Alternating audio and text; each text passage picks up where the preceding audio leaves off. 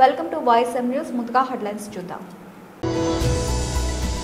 శ్యామా ప్రసాద్ ముఖర్జీ బలిదాన్ దివాస్ సందర్భంగా నివాళులర్పించిన కేంద్ర మంత్రి జి కిషన్ రెడ్డి.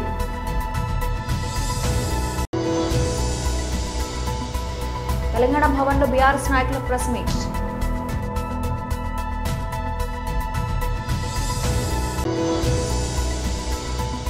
ముఖ్యమంత్రి రేవంత్ రెడ్డి స్థానిక ఎమ్మెల్యే మల్రెడ్డి రంగారెడ్డి దిష్టిబొమ్మ దగ్ధం.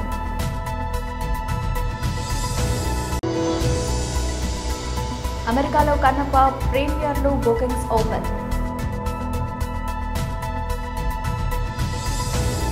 శ్యామా ప్రసాద్ ముఖర్జీ బలిదాన్ దివాస్ సందర్భంగా నివాళులర్పించిన కేంద్ర మంత్రి జి కిషన్ రెడ్డి.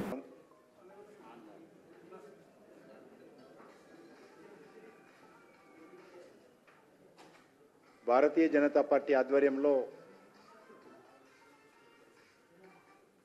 గత అనేక సంవత్సరాలుగా డాక్టర్ శ్యామప్రసాద్ ముఖర్జీ యొక్క బలిదాన దినోత్సవాన్ని నిర్వహించుకుంటాం.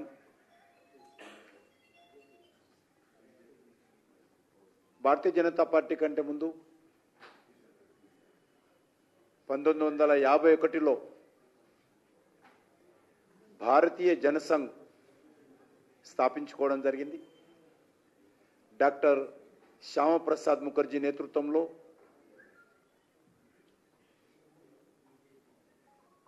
వ్యవస్థాపక అధ్యక్షులుగా భారతీయ జనసంఘ్ను ప్రారంభించుకోవడం జరిగింది. మనకందరికీ తెలుసు, స్వాతంత్రం వచ్చిన తర్వాత నాటి ప్రధానమంత్రిగా వ్యవహరించినటువంటి జవహర్లాల్ నెహ్రూ గారు పూర్తిగా ఆ రోజు జమ్మూ కాశ్మీర్ విషయంలో కానీ లేక ఆర్టికల్ 370 విషయంలో కానీ మరి ఏ రకంగా దూరదృష్టి లేకుండా తాత్కాలికమైనటువంటి ప్రయోజనాల కోసం ఆయన రోజు దేశాన్ని తాకట్టు పెట్టడం జరిగింది. ముఖ్యంగా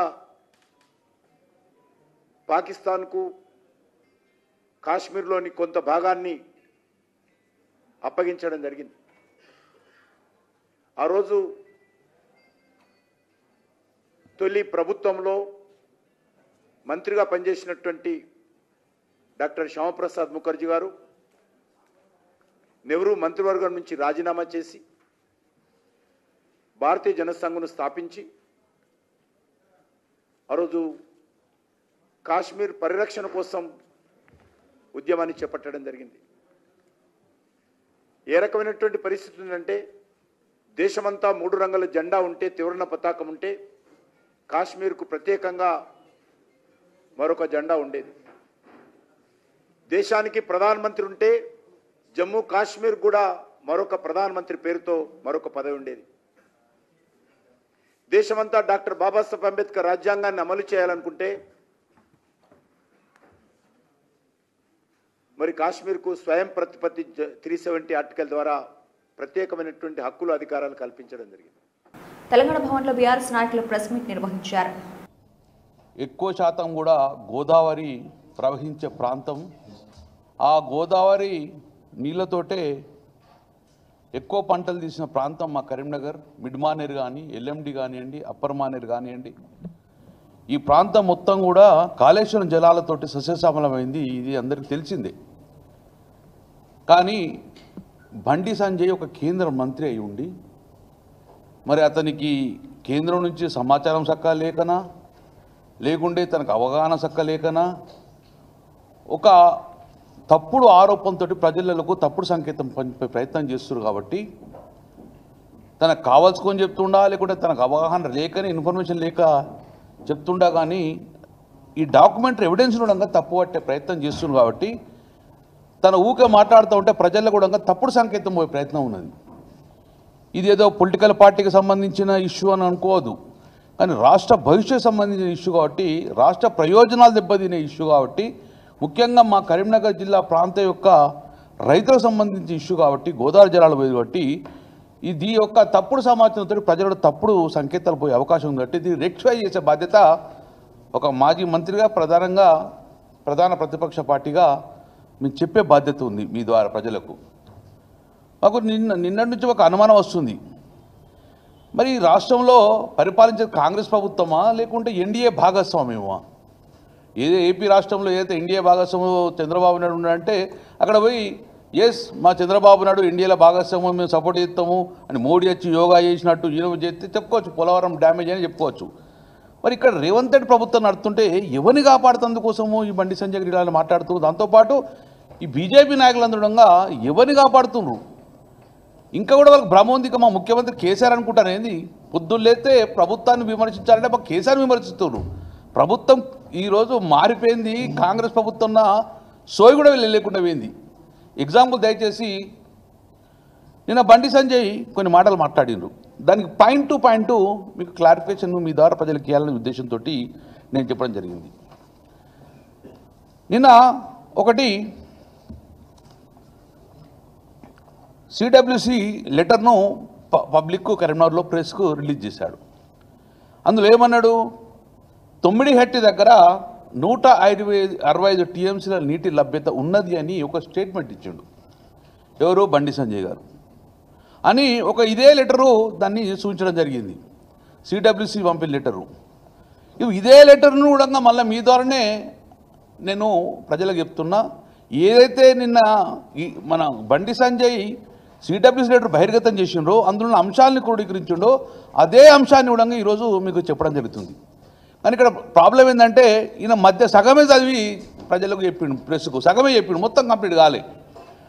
నిన్న బండి సంజయ్ చెప్పిన వార్డులో తమ్మిడిహెట్టి దగ్గర 165 టీఎంసీలు నీటి ఉన్నా కూడా అక్కడ దాన్ని ప్రాజెక్టు కట్టకుండా తీసుకుపోయి మేడిగడ్డ కట్టిరు. దానికి కారణం రంగారెడ్డి జిల్లా ఇబ్రహీంపట్నం మండలం ఎలిమినేడు గ్రామంలో రైతు భరోసా ఇవ్వాలంటూ బీఆర్ఎస్ ఆధ్వర్యంలో గ్రామ పంచాయతీ ముందు రైతుల నిరసన.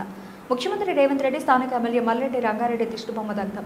ఈ సందర్భంగా వారు మాట్లాడుతూ హైదరాబాద్ శివార్లో అబ్దుల్లాపూర్మెట్, ఇబ్రహీంపట్నం, మహేశ్వరం, రాజేంద్ర నగర్, శంకర్పల్లి, బాలాపూర్, గండిపేట్, షేర్లింగంపల్లి, హైతనగర్ మండలాలతో పాటు పలు మున్సిపాలిటీలు విస్తరించి ఉన్నాయని, ఇక్కడ ఎవరూ వ్యవసాయం చేయడం లేదని, మొత్తం ఫ్లాట్లు, అపార్ట్మెంట్లు ఉన్నాయన్న కారణంతో సర్కారు రైతు భరోసాను నిలిపివేశారు. ఇబ్రహీంపట్నం, అబ్దుల్లాపూర్మెట్, మహేశ్వరం, శంకర్పల్లి, బాలాపూర్ మండలాలతో పాటు తుక్కుగూడ, ఆదిపట్ల, ఇబ్రహీంపట్నం తదితర మున్సిపాలిటీలో రైతులు వేలాది ఎకరాల్లో వరి సాగు చేస్తున్నారు. నా పేరు రామరెడ్డి. నాకు 4 ఎకరాల గుంటలు ఉంది. ఇప్పటి వరకు ఈ కాంగ్రెస్ వచ్చిన నుంచి రైతు బంధు కానీ రుణమాఫీ కానీ ఏది కూడా కాలేదు. ఈ రేవంత్ రెడ్డి, ఈ దొంగ రేవంత్ రెడ్డి ఎన్ని పోతాడో అప్పుడు పీడ పోతుంది ఈ ఊళ్ళకు.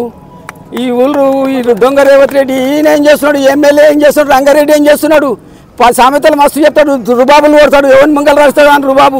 ఎక్కడ పోయినాయి మరి పైసలు? వాడు వాని నియోజకవర్గానికి ఇయ్యనప్పుడు వాడు ఏం చేయన్నాడు? రాజీనామా చేసి రమ్మాను, మళ్ళీ ఎన్ని ఓట్లు పడితే తెలుస్తుంది. మాకు రుణమాఫీ కానీ రైతు బంధు కానీ సక్రమంగా అన్ని రాష్ట్రంలో ఇచ్చినట్టు మాకు ఇవ్వాలి. అన్ని మండి మాటలు మాట్లాడితే రేవంత్ రెడ్డిని ఊళ్ళల్లో తిరగనియం. ఊర్లో రైతులు లేరంట, అంత డబ్బులు ఉన్నోళ్ళే ఉంటారట కదా. ఆడికేమో తెలుసా? ఆడు రౌడీ లంజా కొడుకు, ఆడు ఆనికేం తెలుసు ఊళ్ళో రైతులు లేరని చెప్పేందుకు? మొత్తం ఏడ చూడు రైతులు లేని రాజ్యం ఉంటుందా? సంబంధం ఆ రింగ్ రోడ్ మాకు భూ పెడుతుందా? లేకపోతే ఆనికి గుండా లంజా కొడుకు కనుక ఆనికేం తెలుసు? ఇది అంతా మరి ఏమడుతున్నావు? రుణమాఫీ కానీ రైతు బంధు కానీ సక్రమంగా టైంకి ఇవ్వాలి. ప్రముఖ నటీనటులతో భారీ బడ్జెట్తో రూపుదిద్దుకున్న కన్నప్ప చిత్రం అమెరికాలోని తెలుగు ప్రేక్షకుల ముందుకు రానుంది. ఈ సినిమా యుఎస్ ప్రీమియర్లకు సంబంధించిన కీలక వివరాల్లో చిత్ర నిర్మాణ సంస్థ వెల్లడించింది. అమెరికాలో కన్నప్ప సినిమా గ్రాండ్ ప్రీమియర్ షోలు జూన్ 26వ తేదీన ప్రదర్శితం కానున్నాయి. స్థానిక కాలమానం ప్రకారం మధ్యాహ్నం 3 గంటలకు ఈ ప్రీమియర్లు ప్రారంభమవుతాయని నిర్వాహకులు తెలిపారు. ఈ ప్రతిష్టాత్మక చిత్రాన్ని అమెరికాలో వాసారా ఎంటర్టైన్మెంట్ సంస్థ విడుదల చేస్తోంది.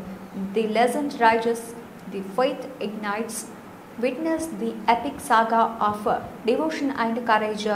వీళ్ళు ఉదయిస్తున్నారు, విశ్వాసం ప్రజ్వలిల్లుతోంది, భక్తి మరియు ధైర్యంతో కూడిన ఈ వీరగాథను వీక్షించండి అనే క్యాప్షన్తో గ్రాండ్ ప్రీమియర్ షోల వివరాలను మేకర్స్ పంచుకున్నారు. సినిమా విడుదలకు సమయం దగ్గర పడుతూ ఉండడంతో ప్రీమియర్ షోల కోసం టికెట్ బుకింగ్స్ కూడా ఇప్పటికే ప్రారంభమైనట్లు చిత్ర యూనిట్ ప్రకటించింది. ప్రేక్షకులు తమ టికెట్లను ముందుగానే బుక్ చేసుకోవాల్సిందిగా సూచించారు. కన్నప్ప టైటిల్ పాత్ర చుట్టూ తిరిగే ఈ కథ పురాణాల్లోని భక్తి తత్పరతను, అసామాన్య ధైర్యాన్ని వెండితెరపై ఆవిష్కరించనుంది. తెలుగు సినీ చరిత్రలో ఇదొక గొప్ప దృశ్య కావ్యంగా నిలిచిపోతుందని చిత్ర బృందం ధీమా వ్యక్తం చేస్తోంది. గ్లోబల్ స్టార్ రామ్ చరణ్ కథానాయకుడిగా సంచలన దర్శకుడు బుచ్చిబాబు సానా దర్శకత్వంలో రూపుదిద్దుకుంటోన్న ప్రతిష్టాత్మక చిత్రం పెద్ది. ఈ సినిమా చిత్రీకరణ శరవేగంగా జరుగుతోంది. తాజాగా ఈ చిత్ర యూనిట్ ఓ కీలకమైన ఉత్కంఠభరితమైన నైట్ యాక్షన్ సీక్వెన్స్ ను విజయవంతంగా పూర్తి చేసినట్లు సమాచారం. ఈ యాక్షన్ ఘట్టాన్ని సహజమైన లైటింగ్ కి పేరు పొందిన సినిమాటోగ్రాఫర్ రత్నవేలు తన కెమెరాలో బంధించారు. ఈ నైట్ యాక్షన్ సీక్వెన్స్ ను గ్రేటీ విజువల్స్తో కూడిన అద్భుతమైన ఘట్టంగా చిత్రీకరించినట్లు ఆయన తెలిపారు. నటుడిగా రామ్ చరణ్ అంకిత భావాన్ని, నటనను ప్రశంసిస్తూ ఆయన సెట్లో నిప్పులు చెరుగుతున్నారని రత్నవేలు పేర్కొన్నారు. కొద్ది రోజుల క్రితం ఈ సినిమా కోసం భారతీయ సినిమాలో మునుపెన్నడూ చూడని విధంగా ఒక భారీ ట్రైన్ యాక్షన్ సీక్వెన్స్ ను చిత్రీకరించిన విషయం తెలిసిందే. హైదరాబాద్ లో ప్రత్యేకంగా నిర్మించిన భారీ సెట్లో ఈ సన్నివేశాలను చిత్రీకరించారు. ఈ ట్రైన్ ఎపిసోడ్ కోసం ప్రఖ్యాత ప్రొడక్షన్ డిజైనర్ అవినాష్ కౌలా అత్యంత శ్రద్ధతో సెట్ ను రూపొందించారని, ఇది భారతీయ సినిమా యాక్షన్ ప్రమాణాలను మరో స్థాయికి తీసుకెళ్తుందని చిత్ర వర్గాలు చెబుతున్నాయి. జూన్ 19 వరకు చిత్రీకరించిన ఈ సన్నివేశాలు రామ్ చరణ్ పలు సాహసోపేతమైన ప్రమాదకరమైన స్టంట్స్ చేశారని తెలిసింది. ఈ చిత్రంలోని యాక్షన్ సన్నివేశాలకు పుష్ప 2 ఫేమ్, అలాగే క్రికెట్ షాట్ తో పేరుగాంచిన నవకాంత్ మాస్టర్ కొరియోగ్రఫీ అందిస్తున్నారు. దర్శకుడు బుచ్చిబాబు సానా సృష్టిస్తోన్న ఈ భారీ చిత్రానికి ప్రపంచంలో రామ్ చరణ్ పూర్తిగా లీనమై పాత్రకు ప్రాణం పోయడానికి తన సాయశక్తిలో కృషి చేస్తున్నారని సమాచారం. ఇప్పటికే విడుదలైన టైటిల్ గ్లిమ్స్ జాతీయ స్థాయిలో విశేషమైన స్పందనను రాబట్టుకుంది. ఇది కేవలం క్రికెట్ లేదా స్పోర్ట్స్ డ్రామా మాత్రమే కాదని, కథాపరంగా అనేక అంశాలతో ప్రేక్షకులకు వెండితెరపై ఓ విందు భోజనంలా ఉంటుందని తెలుస్తోంది. వృద్ధి సినిమాస్ పతాకంపై వెంకట సతీష్ కిలారు ఈ చిత్రాన్ని భారీ బడ్జెట్తో నిర్మిస్తుండగా ప్రముఖ నిర్మాణ సంస్థలు మైత్రి మూవీ మేకర్స్, సుకుమార్ రైటింగ్స్ సమర్పిస్తున్నాయి. చిత్ర నిర్మాణ పనులు అనుకున్న షెడ్యూల్ ప్రకారమే సాగుతున్నాయి. ఈ సినిమాలో జాన్వీ కపూర్ కథానాయికగా నటిస్తూ ఉండగా శివరాజ్ కుమార్, జగపతి బాబు, దివ్యేందు శర్మ వంటి ప్రముఖ నటీనటులు కీలక పాత్రలు పోషిస్తున్నారు.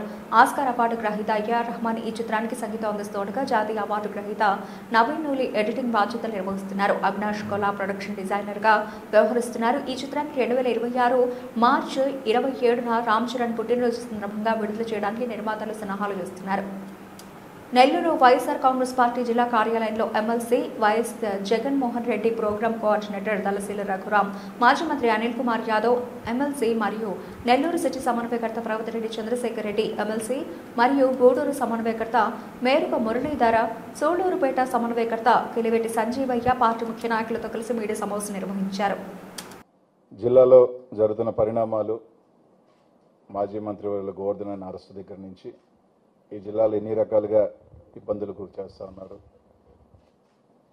ఏదైతే జగన్మోహన్ రెడ్డి గారు గోవర్ధన్ రెడ్డిని పరామర్శించేదానికి రావాలనుకున్న ప్రతిసారల్లా కూడా ఒక దొంగ కేసు పెట్టడం, ఒక పీటీ వారెంట్ వేయటం, ఏదో రకంగా ఇంకా కేసులు కలుపుకుంటూ ఈ కేసు ఆ కేసు అని ఆఖరికి ఎంత దుర్మార్గంగా చంద్రబాబు నాయుడు గారిని ఏదో అన్నారని నెల్లూరులో ఉన్న వ్యక్తి పోయి మంగళగిరిలో ఒక కేసు పెట్టి దాని మీద కూడా ఒక సోషల్ మీడియా కేసు అని చెప్పి ఈ విధంగా ఎన్ని రకాలుగా ఒక అబద్ధపు కేసులు పెట్టి ఇబ్బందికి గురి చేస్తున్నారు. అందరూ కూడా చూస్తూ ఉన్నారు.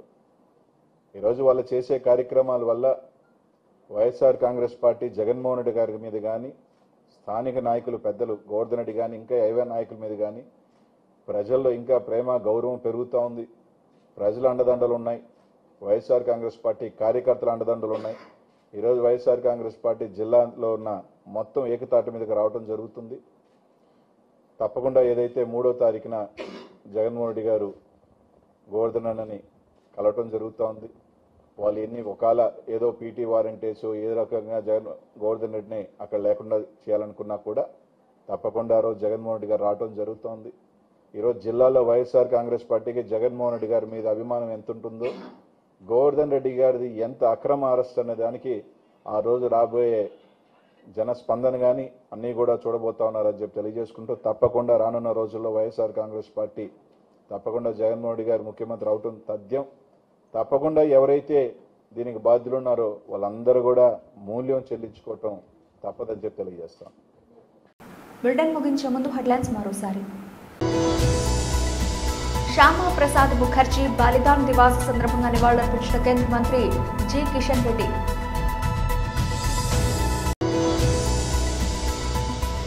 తెలంగాణ భవన్లో బీఆర్ఎస్ నాయకుల ప్రెస్ మీట్.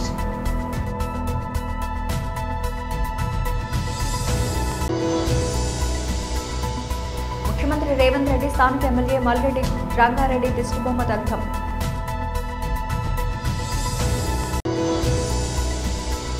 అమెరికాలో కన్నప్ప ప్రీమియర్లు బుకింగ్స్ ఓపెన్.